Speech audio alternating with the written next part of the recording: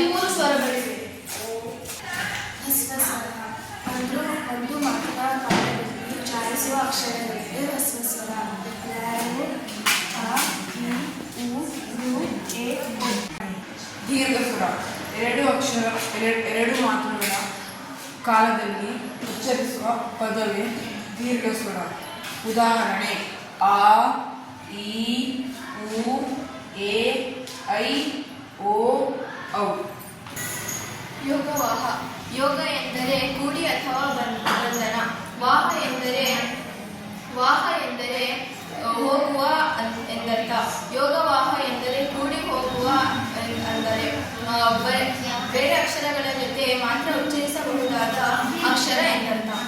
ಯೋಗವಾಹಗಳಲ್ಲಿ 2 ವಿಧ: ಅನುಸ್ವರ, ವಿಸರ್ಗ. ವ್ಯಂಜನಗಳು.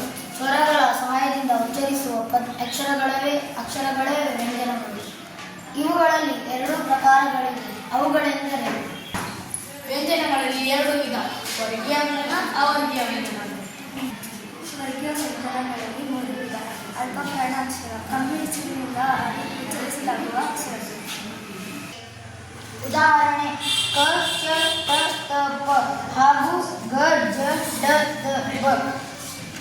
ಮಹಾಪ್ರಾಣ ಅಕ್ಷರಗಳು. ಹೆಚ್ಚು ಉಸಿರಿನಿಂದ ಉಚ್ಚರಿಸುವ ಅಕ್ಷರಗಳು ಮಹಾಪ್ರಾಣ. ಉದಾಹರಣೆ: ಖ, ಛ, ಠ, ಥ, ಥ ಹಾಗೂ ಘ, ಝ, ಢ, ಧ, ಭ. ಅನುನಾಸಿಕ ಅಕ್ಷರಗಳು. ಮೂಗಿನ ಸಹಾಯದಿಂದ ಉಚ್ಚರಿಸುವ ಅಕ್ಷರಗಳು. ನ್ಯ, ನ್ಯ, ನ, ನ, ಮ. ವರ್ಗ ಮಾಡಲು ಸಾಧ್ಯವಿಲ್ಲದ ಅಕ್ಷರಗಳು. ಅವರ್ಗೀಯ ವ್ಯಂಜನ. 9 ಅಕ್ಷರಗಳಿವೆ.